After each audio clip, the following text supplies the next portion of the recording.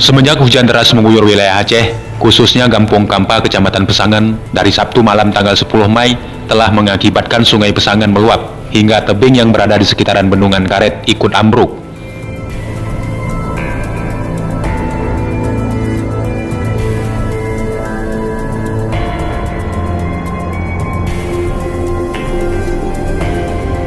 Dalam kejadian ini, warung milik Muhammad Amin yang tak jauh dari bendungan juga ikut ambruk bersamaan dengan ambruknya tebing tersebut.